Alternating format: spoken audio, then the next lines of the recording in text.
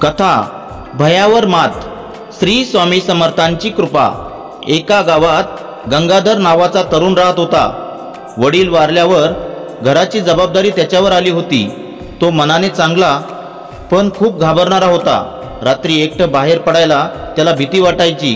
गावाबाहेरचं शेत त्याचं होतं, पण रात्री तेथे काही विचित्र आवाज येतात म्हणून कोणी जायचं धाडस करत नसे। एके दिवशी गावात चर्चा झाली, गंगाधरच्या शेतात भूत फिरतं म्हणे।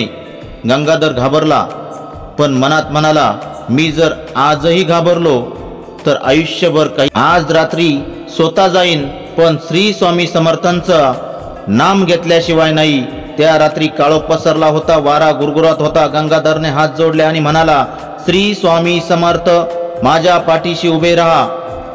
हातात फक्त एक दिवा घेऊन तो शेताकडे निघाला। रस्त्यात अचानक वाऱ्याने दिवा विझला। समोर काहीतरी हल्ल्यासारखं दिसलं।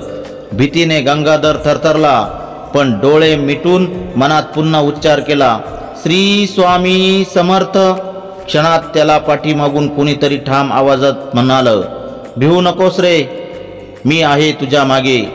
तो आवाज ऐकताच गंगाधरचा अंगावरचा काटा सरळ झाला, पण त्याच क्षणी मनात शांती उतरली। त्याने धाडस करून शेतात पाऊल ठेवलं। पुढे पाहतो तर काही भूत नव्हतं, फक्त पिकांच्या सावल्या आणि वाऱ्याचा आवाज होता। त्या रात्रीनंतर गंगाधरच्या मनातील भीती कायमची नाहीशी झाली। तो म्हणायचा, स्वामींचं नाव घेतलं की भीतीला जागाच राहत नाही। भयानक परिस्थितीतही ताकद बनते। शिकवण।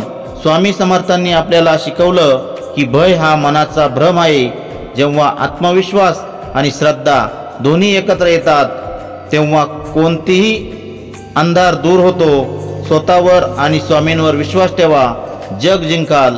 श्री स्वामी समर्थ। जय जय स्वामी समर्थ।